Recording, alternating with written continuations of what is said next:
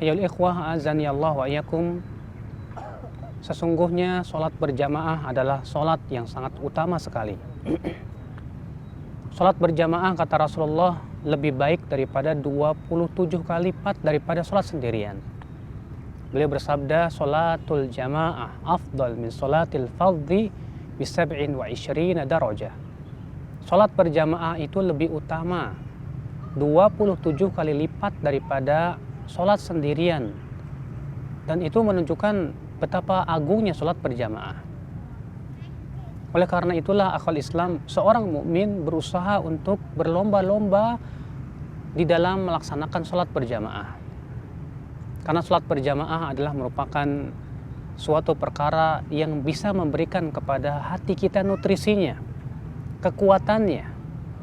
Bahkan seorang hamba dengan menjaga sholat berjamaah, insya Allah dia akan diberikan oleh Allah kekuatan untuk istiqomah dalam hidupnya. Disebutkan dalam hadis Nabi SAW bahwa Rasulullah SAW pernah bermimpi. Beliau bersabda, ra'aitu rabbi fi ahsani suratin. Aku pernah bermimpi melihat Rabbku dalam bentuk yang sangat indah sekali. Faqala li, maka Allah berfirman kepadaku, ya Muhammad, atadri fima yakhtasimu fihil mala'ul a'la. Ia berkata, wahai Muhammad, tahukah kamu apa yang sedang diperbincangkan oleh malaikat yang ada di langit? Rasulullah SAW bersabda, la adri ya Rabb, aku tidak tahu ya Allah. Lalu Allah Ta'ala berfirman, lalu Rasulullah SAW bersabda, fawadu'a yadahu, Allah pun meletakkan tangannya di antara dua pundaku, sehingga aku pun merasakan dinginnya di antara dua dadaku. Lalu Allah berfirman kepadaku, ya Muhammad, atadri fima yakhtasimu fihil mala'ul a'la. Tahukah kamu apa yang sedang diperbincangkan dan dipersengketakan oleh malaikat yang ada di langit? Lalu Rasulullah SAW bersabda, na'am ya Rabb, ya aku tahu ya Allah.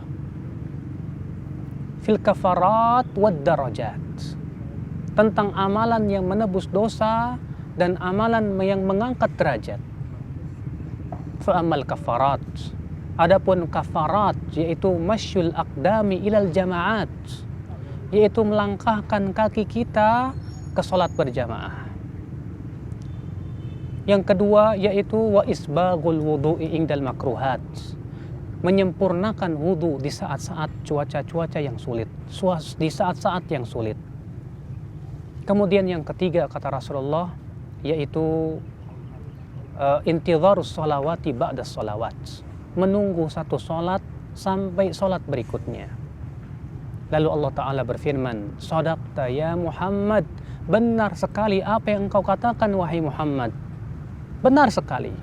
Faman fa'ala dzalika, barang siapa yang melakukan itu, asya bi khairin wa mata bi khairin wa kana min khati'atihi ka yaumi waladatu ummu. Siapa yang melakukan itu kata Allah, maka ia akan hidup dalam keadaan baik, mati pun dalam keadaan baik, dan dia bersih dari dosanya seperti dilahirkan oleh ibunya. Subhanallah, bayangkan orang yang menjaga tiga perkara ini. Yang pertama, berjalan kaki menuju sholat berjamaah ke masjid. Yang kedua, menyempurnakan wudhu ketika di saat-saat sulit. Yang ketiga yaitu menunggu sholat, menuju sholat berikutnya di masjid untuk berjamaah. Kata Allah, siapa yang melakukan ini, maka ia akan hidup dalam keadaan baik, wafat pun dalam keadaan baik, dan ia bersih dari dosanya seperti dilahirkan oleh ibunya. Siapa di antara kita yang tidak ingin agar hidupnya dalam keadaan baik? Siapa di antara kita yang tidak ingin wafatnya dalam keadaan baik? Siapa yang tidak ingin dosanya dibersihkan, bahkan ia kembali kepada Allah seperti dibersihkan, ia bagaikan anak yang baru dilahirkan oleh ibunya. Oleh karena itu ya akhi, sholat berjamaah itu adalah merupakan nutrisi hati, memberikan kekuatan iman, istiqamah dalam kehidupan ini. Fitnah yang mendera, demikian pula ujian yang menimpa kita. itu adalah merupakan perkara-perkara yang terkadang membuat kita tidak bisa istiqamah. Tapi ketika seseorang menjaga sholat 5 waktunya, berjamaah di masjid bersama kaum muslimin, itu adalah orang-orang yang disaksikan keimanannya oleh Allah Subhanahu wa taala. Allah berfirman, "Innama ya'muru masajidallah man amana billahi wal yaumil akhir." Sesungguhnya yang memakmurkan masjid-masjid Allah, siapa dia? Yaitu orang yang beriman kepada Allah dan hari akhir, wa aqamas shalah wa ataz zakah. Dia pun mendirikan salat, membayar zakat, walam yakhsha illallah, dan dia pun tidak takut kecuali hanya kepada Allah. Faulaika asa ayyakunu ulaika minal muhtadin. Fa asa ulaika ayyakunu minal muhtadin. Semoga mereka itu, kata Allah, termasuk orang-orang yang mendapatkan hidayah. Masya Allah. Allah mengatakan bahwa orang yang memakmurkan masjid adalah orang yang beriman kepada Allah dan hari akhirat, yang mendirikan sholat, membayar zakat, dan tidak takut kecuali hanya kepada Allah. Maka mereka lah orang-orang yang Allah sebutkan mendapatkan hidayah. Subhanallah, betapa besarnya ya akhi pahala sholat berjamaah. Oleh karena itulah marilah kita ramaikan masjid-masjid Allah untuk sholat berjamaah. Orang yang sholat berjamaah disebut tamu Allah. Bahkan ketika seseorang datang ke masjid, disebutkan dalam hadis tabashbashallahu lah, Allah pun akan menerimanya dengan senang hati. Seperti apa? Seperti orang yang lama tak bertemu dengan temannya tersebut. Allah gembira dengan hambanya yang datang ke masjid untuk sholat berjamaah ya akhi.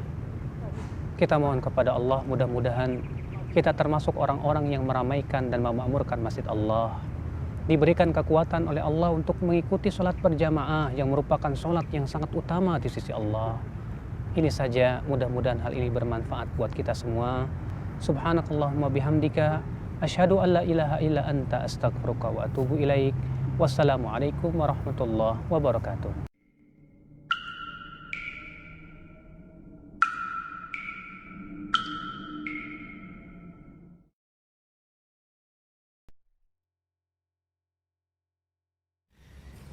Kaidah 13 nomor 4. Apakah Nabi sholat ba'da asar?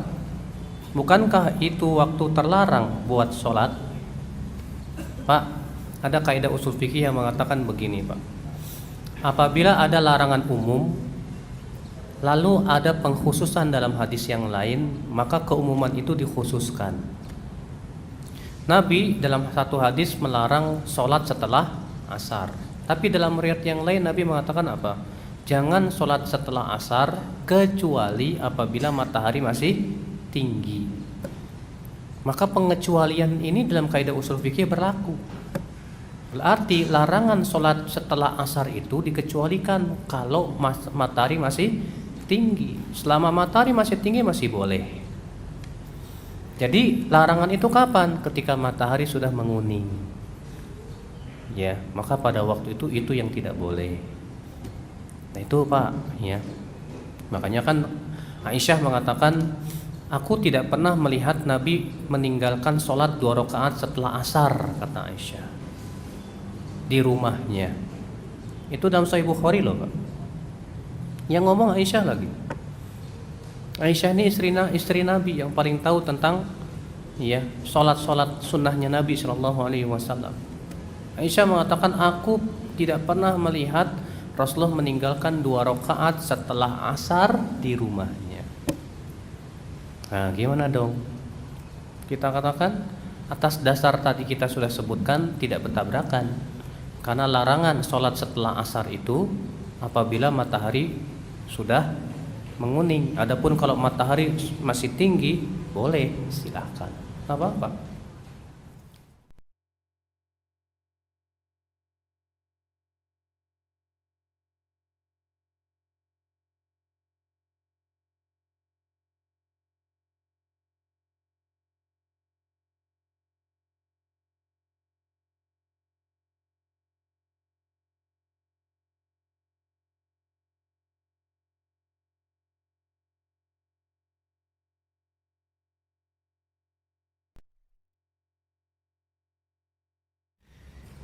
Kaidah 13 nomor 4. Apakah Nabi sholat ba'da asar? Bukankah itu waktu terlarang buat sholat? Pak, Ada kaidah usul fikih yang mengatakan begini, Pak. Apabila ada larangan umum, lalu ada pengkhususan dalam hadis yang lain, maka keumuman itu dikhususkan. Nabi dalam satu hadis melarang sholat setelah asar. Tapi dalam riwayat yang lain Nabi mengatakan apa? Jangan sholat setelah asar kecuali apabila matahari masih tinggi. Maka pengecualian ini dalam kaidah usul fikih berlaku. Berarti larangan sholat setelah asar itu dikecualikan kalau matahari masih tinggi. Selama matahari masih tinggi masih boleh. Jadi larangan itu kapan? Ketika matahari sudah menguning. Ya, maka pada waktu itu yang tidak boleh. Nah itu Pak, ya. Makanya kan Aisyah mengatakan, aku tidak pernah melihat Nabi meninggalkan sholat 2 rakaat setelah asar, kata Aisyah, di rumahnya. Itu dalam Sahih Bukhari loh Pak. Yang ngomong Aisyah lagi. Aisyah ini istri Nabi yang paling tahu tentang ya sholat sunnahnya Nabi Shallallahu Alaihi Wasallam. Aisyah mengatakan, aku tidak pernah melihat Rasulullah meninggalkan 2 rakaat setelah asar di rumahnya. Nah gimana dong? Kita katakan atas dasar tadi kita sudah sebutkan tidak bertabrakan. Karena larangan sholat setelah asar itu apabila matahari sudah menguning. Adapun kalau matahari masih tinggi, boleh, silakan, nggak apa-apa.